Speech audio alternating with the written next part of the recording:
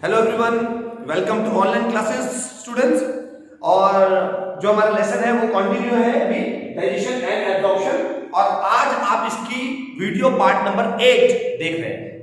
तो आज 8वें भाग तक हम पहुंच गए हैं और अब हम आप पहुंचे हैं एलिमेंट्री कैनाल के जितने भी ग्लैंड्स होते हैं उन ग्लैंड्स में से जो इंपॉर्टेंट ग्लैंड्स थे, जैसे कि स्टमक, सलाइवरी ग्लैंड, स्टमक बोल दिया, सलाइवरी ग्लैंड और लीवर, वो हम पहले पढ़ चुके थे। इससे प्रीवियस वीडियो में, वीडियो नंबर 7 में हम पढ़ चुके थे।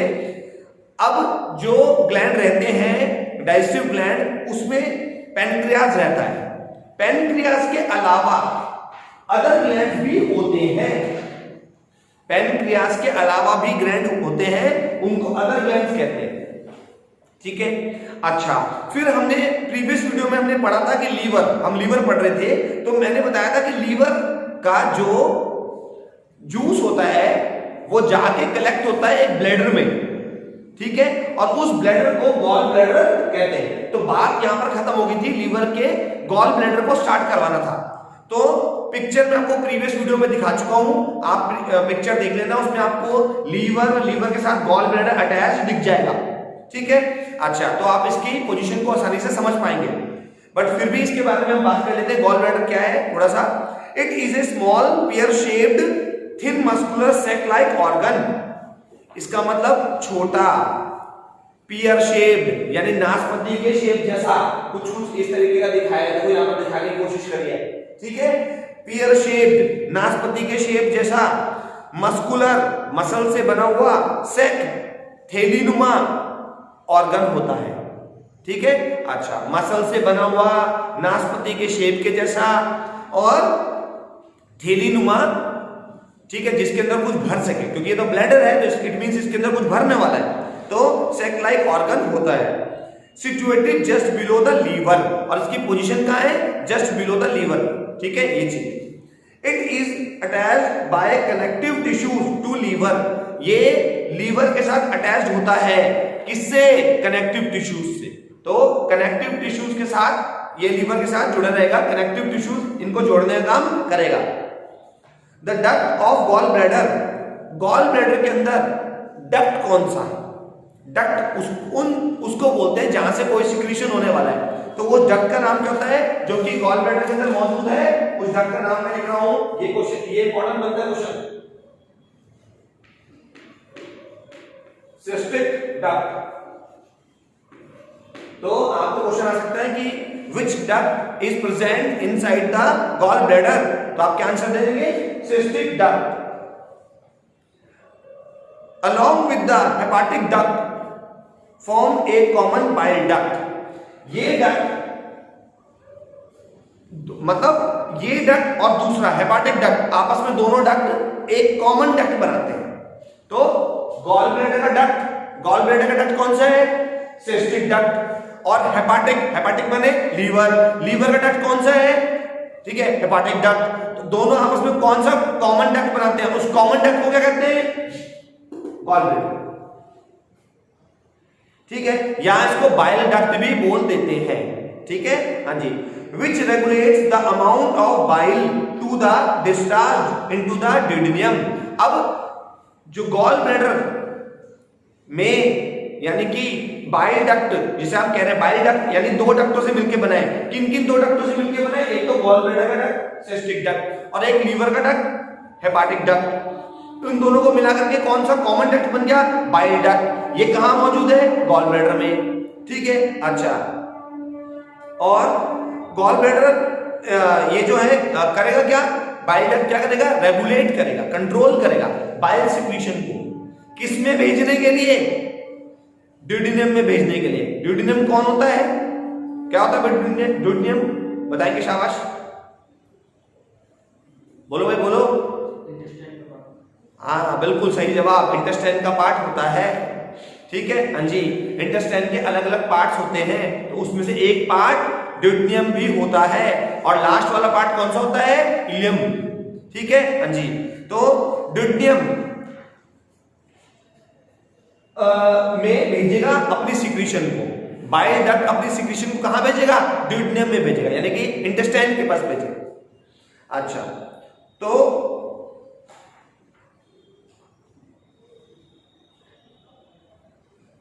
उसके बाद ये हो गया क्लियर, आपका गॉल ब्लैडर हो गया क्लियर। उसके बाद आगे चलते हैं। उसके बाद नेक्स्ट आ रहा है पेनक्रियास। अगला जो ग्लैंड आ रहा है वो है पेनक्रियास। पेनक्रियास हेट्रोक्राइन ग्लैंड होता है, ठीक है। अच्छा, इसमें होता क्या है, ये हेट्रो क्यों कह रहे हैं इसको, क्योंकि इसके अंदर एक्सो और एंडो दोनों के फंक्शन एक साथ होते हैं, यानी कि एक्सोक्राइन ग्लैंड और एंडोक्राइन ग्लैंड दोनों के फंक्शन परफॉर्म करता है, ठीक है जी। ये हो गया। इट मींस ये एक मैंने आपको बताया था कि एक ग्लैंड जो है वो एंजाइम रिलीज करता है और दूसरा वाला हार्मोन रिलीज करता है। ये इसमें पेनक्रियास में दोनों एक साथ होते हैं, एक्सोक्राइन ग्लैंड भी और एंडोक्राइन ग्लैंड। उसके बाद देखिए, it is A compound elongated heterocrine gland, ये इसकी डेफिनेशन हो गई। It is a compound elongated heterocrine gland situated partly behind the stomach between the limbs of the U-shaped duodenum, यानी कि ये थोड़ा सा हल्का सा पीछे होता है स्टमक के, मगर पूरी तरीके से नहीं होता। आगे से हम जब देख रहे हैं तो हमें ये दिख जाएगा, बट इसकी ज्यादातर पोजीशन पीछे की तरफ है, स्टमक के पीछे की तरफ जा होता है। देखिए थोड़ा सा लंबा है, ठीक है, तो थोड़ा सा आगे की तरफ को और थोड़ा सा पीछे की तरफ को होता है। अच्छा, उसके बाद एन एल्कलाइन पेनक्रियाटिक जूस, ये पेनक्रियाटिक जूस भी देगा, जो कि कैसा होगा, एल्कलाइन होगा। एल्कलाइन किसे बोलते हैं, बेसिक इन नेचर को बोलते हैं, यानी कि बेस, ठीक है। एक एसिडिक सब्सटेंस होता है, कोई सब्सटेंस बेसिक होता है, ठीक है। अच्छा, एसिडिक सब्सटेंस कौन से होते हैं, जिनमें H+ आयंस निकलते हैं, और बेसिक सब्सटेंस कौन हो सकता है, जो OH नेगेटिव आयंस दे सकता है, ठीक है। अच्छा, और ये कौन सा वाला जूस रिलीज करेगा, एल्कलाइन, ठीक है। अच्छा, यानी कि बेसिक की तरफ जा रहा है। तो an alkaline pancreatic juice containing enzymes is secreted by exocrine portion. अभी मैंने आपको क्या बताया कि पेनक्रियास के पास दोनों ग्लैंड है, एक्सोक्राइन भी और एंडोक्राइन भी। अब जो एक्सोक्राइन है वो क्या रिलीज करते हैं, वो एंजाइम रिलीज करते हैं, और जो एंडोक्राइन होते हैं वो क्या रिलीज करते हैं, वो हार्मोन रिलीज करते हैं। तो पेनक्रियास का जो एक्सोक्राइन पोर्शन है वो तो एंजाइम रिलीज करेगा। वो कौन सा एंजाइम करेगा, पेनक्रियाटिक जूस, ठीक है। अच्छा जी, और जो इसका एंडोक्राइन पोर्शन है वो क्या रिलीज करेगा, वो हार्मोन रिलीज करेगा। और कौन से हार्मोन रिलीज करेगा, इंसुलिन एंड ग्लूकागन, ठीक है। हाँ जी, मैं लिख भी देता हूं यहां पर नाम कि ये दो तरीके की सिक्रीशन करता है। पहली तो एक्सोक्राइन सिक्रीशन, एक्सोक्राइन में क्या करेगा, ये पेनक्रियाटिक जूस,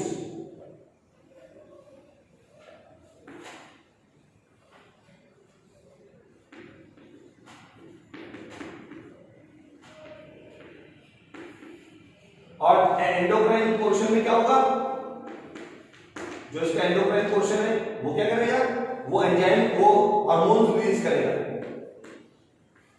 हार्मोन्स कौन से वाले हार्मोन्स, दो हार्मोन्स, इंसुलिन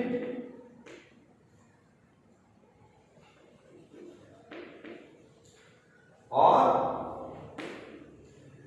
ग्लूकागॉन। अगर आपसे पूछा जाए कि डायबिटीज की बीमारी किस बॉडी पार्ट से रिलेटेड है, तो आप क्या बताएंगे, पेनक्रियास। क्योंकि पेनक्रियास क्या कर रही है, ऐसे हार्मोन रिलीज कर रही है जो कि, ठीक है, हमारी बॉडी के अंदर जो डायबिटिक बीमारी होने वाली है उस डायबिटिक बीमारी में, यानी कि बॉडी के अंदर शुगर के लेवल को कंट्रोल करती है। तो कौन कंट्रोल करते हैं, ये दो हार्मोन कंट्रोल करते हैं, इंसुलिन और ग्लूकागन। अभी मैं डायबिटिक डिजीज पे नहीं जा रहा हूं, वो अभी आगे आने वाला है, तो डायबिटिक डिजीज के बारे में हम आगे बात करेंगे। उसके बाद आ जाते हैं ये डायग्राम पर। अब आप डायग्राम देख रहे हैं, ठीक है, ये किसका डायग्राम बनाया है, ये पेनक्रियाटिक और पेनक्रियास के साथ साथ गॉल ब्लैडर और लीवर डक्ट, ये सब का अटैच्ड डायग्राम है, ठीक है। ये आप डायग्राम देख सकते हो, इसके अंदर ड्यूडेनियम भी दिख रही है, ये ड्यूडेनियम है, और ये हेपेटोपेनक्रियाटिक डक्ट है, ठीक है। थोड़ा पिक्चर में तो इस वाली पिक्चर में थोड़ा क्लियर नहीं दिख पाता, मैं आपको कलर पिक्चर लिखा था बट अब मैंने ड्रॉ कर दिया, अभी इसमें से देख लो आप लोग। अच्छा, उसके बाद यहाँ पर कॉमन बाइल डक्ट है और ये गॉल ब्लैडर है। ये हो गया आपका पूरा पैनक्रियाज, ये जो लीफ लाइक स्ट्रक्चर जैसा बना हुआ है, ये रहा पत्ती जैसा दिख रहा है ना, ये पैनक्रियाज है। और उधर से डक्ट फ्रॉम लीवर, लीवर से भी डक्ट यहाँ पे अटैच कर रहे हैं। तो ये तीनों आपने देखा, हम इकट्ठे पढ़ रहे हैं इनको, पैनक्रियाज, लीवर, गॉल ब्लैडर, ठीक है। अच्छा, तो ये तीनों आपस में मिलकर काम कर रहे हैं। उधर से पैनक्रियाटिक डक्ट, ठीक। अच्छा जी, उसके बाद बात कर लेते हैं। तो ये क्लियर हो गया कि इसमें एक तो एंजाइम रिलीज होते हैं, ठीक है। अच्छा, जिनको पैनक्रियाटिक जूस कहते हैं, और दूसरे नंबर पे हार्मोन रिलीज होते हैं, इंसुलिन और ग्लूकागोन। अच्छा, उसके बाद आ जाते हैं अदर ग्लैंड्स पर। अब यहाँ पे अदर टॉपिक, अदर ग्लैंड्स, ये वाला टॉपिक आते हैं अदर ग्लैंड्स। देखिए, apart from the above mentioned major glands, other glands also play an important role in completion of the process of digestion.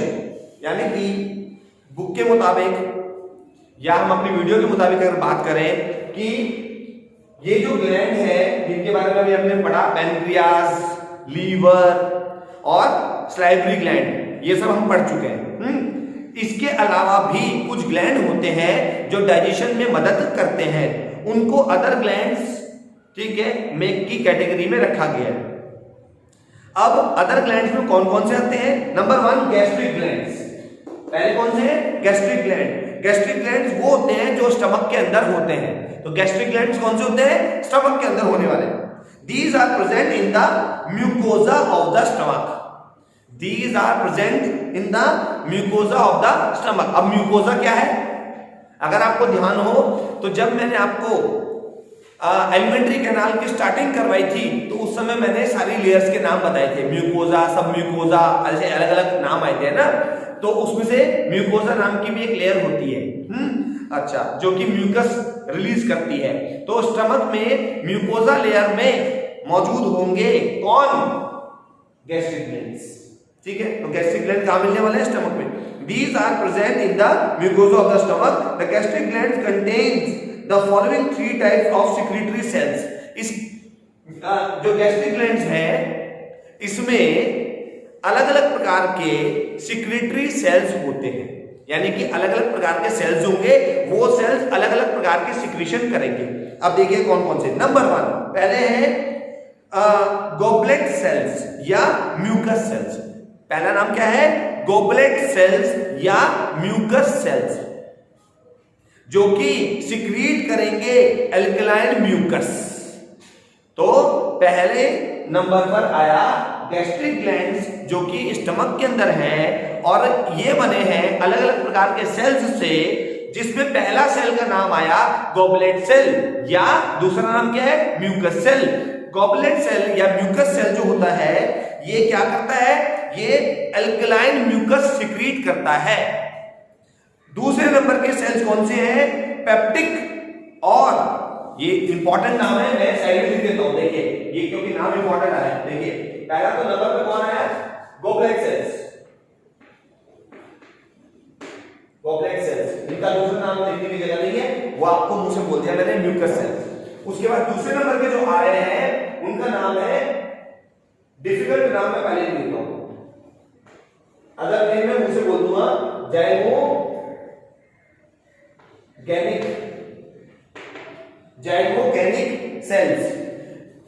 इनका अदर नेम लिख लीजिए, जाइगोगेमिक का अदर नेम क्या होगा? पेप्टिक सेल्स या चीफ सेल्स। चीफ नहीं, chief माने मुख्य, ठीक है, हाँ जी, चीफ, मुखिया। जाइगोगेनिक सेल्स, इनका अनदर नेम क्या है? पेप्टिक सेल्स या चीफ सेल्स। अब ये क्या करते हैं?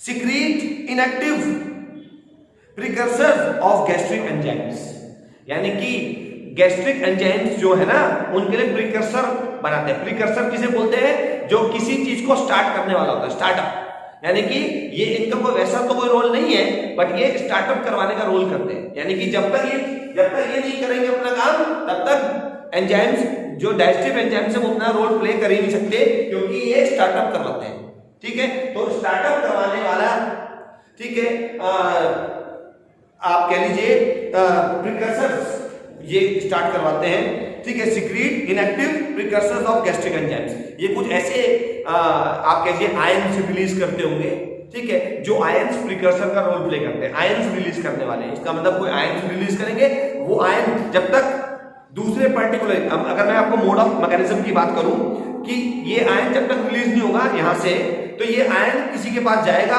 फिर वहां पर पार्ट के पास रिएक्शन स्टार्ट होगी, और रिएक्शन स्टार्ट होने के बाद फिर वहां से एंजाइम रिलीज होगा। तो जब तक इन्हें आयन रिलीज करने तब तक रिएक्शन होनी नहीं है, ठीक है, ये चीज है। इसीलिए मैं आपको बताता हूं, कई बार जब हम कुछ टैबलेट्स खाते हैं, जब आप फार्माकोलॉजी नाम का एक सब्जेक्ट पढ़ेंगे आगे आने वाले टाइम में, तो एमबीबीएस में भी आता है, फार्मेसी में भी आता है फार्माकोलॉजी, उसके अंदर सारे मोड ऑफ एक्शन ही होते हैं कि कोई आपने दवा ले ली, ये दवा एक्चुअली में काम कैसे करेगी, तो वो यही बताएगा कि ये दवा पर्टिकुलर आयन को बंद कर देगी, पर्टिकुलर आयन को बंद कर देगी, या उस आयन को स्टार्ट कर देगी, या तो बंद कर देगी या स्टार्ट कर देगी, ठीक है। अच्छा, जैसे कि यहां पर आपको सामने एग्जांपल आ गया जाइमोगैनिक, ठीक है। अगर मान लेते हैं किसी को खाना पच नहीं रहा है, ठीक है, अच्छा, तो इसका मतलब उसके शरीर में गैस्ट्रिक एंजाइम कम बन रहे हैं, तो गैस्ट्रिक एंजाइम कम बन रहे हैं, इट मींस कहीं ना कहीं आयंस की कमी हो गई है, जो आयन ये बनाता है। सपोज कर लेते हैं, फॉर एग्जांपल, मेरे को अभी क्लियर नहीं पता बट मैं एग्जांपल मान लेता हूं, सपोज कर लीजिए ये Na+ आयन बनाता है, मान लेते हैं ये Na+ आयन रिलीज करता है, फॉर एग्जांपल है समझाने के लिए, तो ये जो दवा होगी वो Na+ आयन देना शुरू कर देगी, जिससे Na+ आयन इसको मिल जाएगा, यहाँ सेल्स को, ये सेल्स Na+ आयन देंगे, बाहर निकालेंगे, जिससे आगे दूसरे पार्ट अपने एंजाइम रिलीज कर देगा और खाना डाइजेस्ट हो जाएगा। तो इस तरीके का मोड ऑफ एक्शन होता है दवाइयों में। अच्छा, उसके बाद चलिए अगला जो होते हैं, थर्ड होते हैं, उनका नाम मैं ले लेता हूं सेल्स का, ऑक्सिनटिक सेल्स, ऑक्सिनटिक सेल्स, ठीक है। दूसरा नाम होता है, मुंह से बोल रहा हूं, लिखेंगे parietal cells, other name oxyntic cells का दूसरा नाम parietal cells, PARIETAL, parietal cells, जो कि सिक्रीट करते हैं HCl, हाइड्रोक्लोरिक एसिड को। इसके अलावा सिक्रीट करते हैं CIF को। CIF की फुल फॉर्म होती है कैस्ट्रोज इंट्रिंसिक फैक्टर, ठीक है।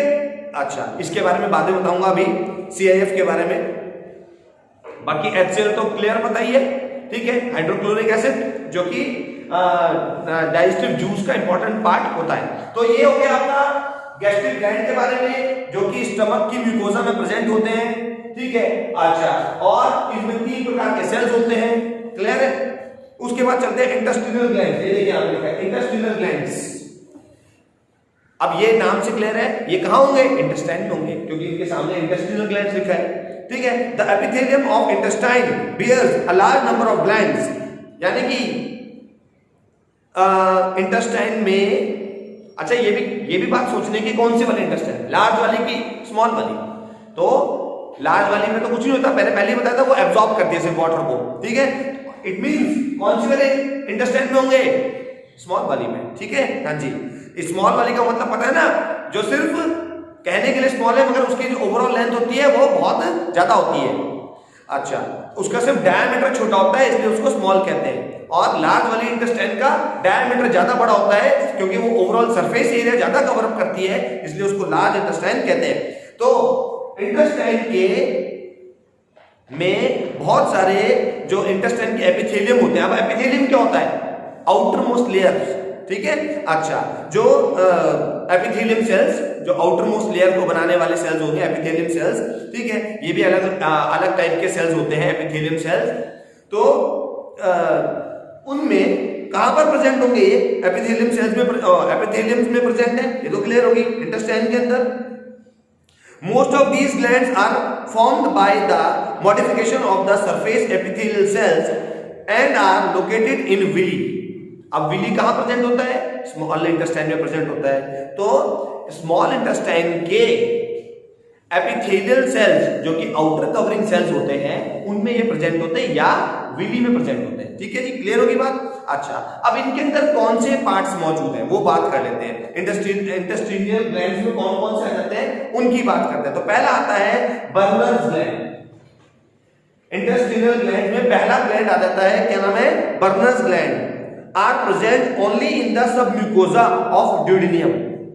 अब स्मॉल इंटेस्टाइन के अलग अलग पार्ट्स हैं, ठीक है, तो उसमें स्मॉल इंटेस्टाइन के पार्ट्स में जो ड्यूडेनियम पार्ट है, और ड्यूडेनियम पार्ट कौन सा होता है, जो कि स्टमक के साथ कनेक्टेड होता है, तो ड्यूडेनियम पार्ट में, ठीक है, उस पार्ट की जो सब म्यूकोजा होती है, यानी कि अंदर की लेयर, एक सब म्यूकोजा लेयर, उसमें प्रेजेंट होंगे बर्नर्स ग्लैंड, ठीक है जी। नॉट इन, ये बात मेंशन करने वाली है कि नॉट इन इलम एंड जिजिनियम, यानी कि स्मॉल इंटेस्टाइन के इलियम पार्ट और जिजिनियम पार्ट, सबसे पहला पार्ट ड्यूडेनियम, दूसरे नंबर पे जिजिनियम और तीसरे नंबर पे इलियम पार्ट आता है, ठीक है। तो जिजिनियम और इलियम में कौन से ग्लैंड प्रेजेंट नहीं होंगे, तो आप क्या बोलोगे, बर्नर्स ग्लैंड प्रेजेंट नहीं होंगे। अच्छा जी, उसके बाद अगली टर्म आ रही है आपका पियर्स पैचेस। अब पियर्स पैचेस क्या होता है, देखिए आगे, the lamina propria of small intestine contains large masses of lymphocytes cells called lymph nodes or Peyer's patches. These help in destroying harmful bacteria of the region. इसका मतलब ये हुआ कि इंटेस्टाइन जो हमारी है, स्मॉल इंटेस्टाइन, वहां पर पियर पैचेस होता है। पियर पैचेस किससे बना है, पियर पैचेस, पैच माने होता है कोई एक किसी रास्ते का छोटा टुकड़ा, यानी कि कोई पाथ है, पाथ कोई रास्ता है, उस रास्ते में अगर 1 किलोमीटर का रास्ता, तो हम बोल देते हैं कि भैया 200 मीटर का पैच ना खराब है, यानी कि उसके बीच का टुकड़ा थोड़ा सा खराब है। तो अब स्मॉल इंटेस्टाइन पूरी अपने आप में क्या है, एक रास्ता है, उस रास्ते में एक छोटा सा टुकड़ा पड़ रहा है, रास्ता पड़ रहा है, उसको हम बोल रहे हैं पियर पैचेस। इस पैच में मौजूद है, कौन से मौजूद है, इसके अंदर मौजूद है लिम्फोसाइट्स। लिम्फोसाइट क्या होता है, WBC। तो यहां पर कौन मौजूद है, WBC मौजूद है, खूब सारे WBC यहां मौजूद रहेंगे, और वो WBC क्या करेंगे, अब WBC का काम क्या होता है, ठीक है, बाहर से आने वाले फॉरेन पार्टिकल्स को अपने साथ ट्रैप कर लेना, यानी उनको पकड़ लेना, उनको डिस्ट्रॉय कर देना, तो बस यही करेगा, ठीक है। तो स्मॉल इंटेस्टाइन में जहां पर सबसे ज्यादा लिम्फोसाइट प्रेजेंट होते हैं, उस जगह को पियर्स पैचेस कहते हैं। तो जैसे ही खाना ट्रेवल करता हुआ इधर के इलाके से गुजरेगा, तो ये बैक्टीरिया को वहां से किल कर देगा, बस ये मतलब है। उसके बाद आगे आ जाता है the mucus portion contains simple tubular intestinal glands, और अब स्मॉल इंटेस्टाइन और आगे बढ़ती है, तो वहां पर क्या बोल रहे हैं, म्यूकस पोर्शन भी आता है, ठीक है, जिसमें ट्यूबुलर इंटेस्टिनल ग्लैंड्स होते हैं। ट्यूबुलर इंटेस्टिनल ग्लैंड, जिनको क्या कहते हैं, ये अनदर नेम मैंने लिख दिया, क्रिप्स ऑफ लिब्रिकम, ठीक है। अच्छा, ये जो होते हैं एक्चुअली में ये वाला जो पोर्शन है, ये 3 प्रकार के सेल से बनता है, ठीक है। अच्छा, इनको पिट लाइक ग्लैंड्स भी बोल देते हैं। क्या बोल देते हैं, पिट लाइक, पिट माने गड्ढा, तो गड्ढा नुमा ग्लैंड्स भी इनको बोल दिया जाता है लास्ट वालों को। ये 3 प्रकार के सेल से बनेगा, ठीक है।